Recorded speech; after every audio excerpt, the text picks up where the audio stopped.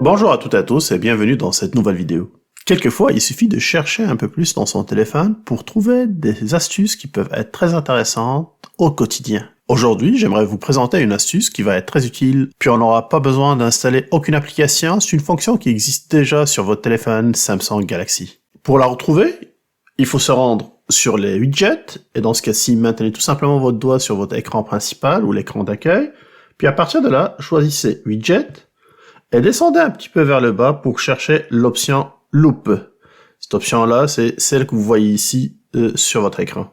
Donc, appuyez dessus. De toute façon, vous n'aurez pas le choix. Il y a une seule option qui est à l'intérieur. Maintenez votre doigt dessus, puis faites-la glisser pour la déposer à n'importe quelle place libre sur votre écran d'accueil. À quoi ça sert cette option-là? Cette option va servir tout simplement à avoir accès à une caméra. Et l'objectif principal, c'est tout simplement de vous faciliter la lecture quand il s'agit de petits caractères. Prenons l'exemple suivant.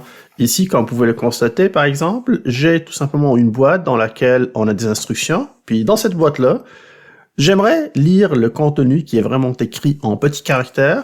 Et pour tous ceux qui portent des lunettes ou ceux qui ont un peu de difficulté à voir ces caractères-là, ça va être extrêmement utile.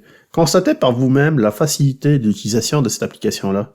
Vous allez tout simplement utiliser la petite barre de défilement pour pouvoir zoomer et dézoomer. Et comme vous pouvez le constater, on peut l'utiliser facilement pour pouvoir lire un contenu. On peut vraiment aller très loin au niveau du zoom, puis ça fonctionne très bien. Autre chose qui est intéressante, si jamais vous êtes dans le noir ou en faible luminosité, vous pouvez tout simplement appuyer sur la lampe torche et ceci va éclairer votre contenu et vous pouvez la combiner avec le zoom évidemment. Troisième chose qui est intéressante aussi, c'est les filtres. En appuyant sur les filtres, vous allez constater que maintenant vous pouvez contrôler certaines options qui vont vous permettre encore de mieux lire. C'est très efficace pour tous ceux qui ont des problèmes avec les couleurs, notamment les daltoniens par exemple.